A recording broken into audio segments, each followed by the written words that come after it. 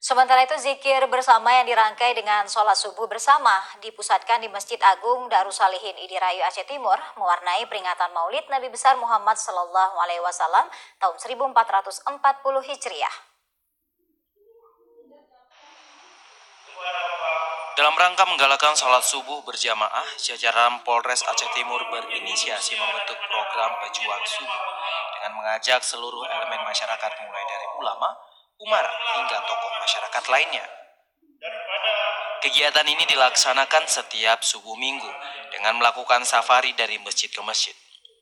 Bertepatan dengan bulan Rabiul Awal yang juga dikenal dengan bulan lahirnya Nabi besar Muhammad SAW, para pejuang subuh tersebut tidak luput merayakan hari lahir Nabiullah Muhammad dengan menggelar zikir bersama. Usai melaksanakan salat subuh berjamaah di Masjid Agung Darussalihin Idirayu Aceh Timur. Kapolres Aceh Timur AKBP Wahyu Kuncoro SIK MH mengajak seluruh jemaah agar terus meningkatkan ukhuwah Islamiyah melalui salat berjamaah.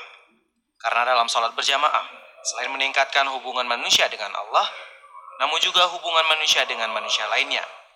Sementara salawat dan zikir dipandu oleh pimpinan Dayah Babu Salam Al-Aziziyah Tengku Haji Muhammad Yusuf Awahab.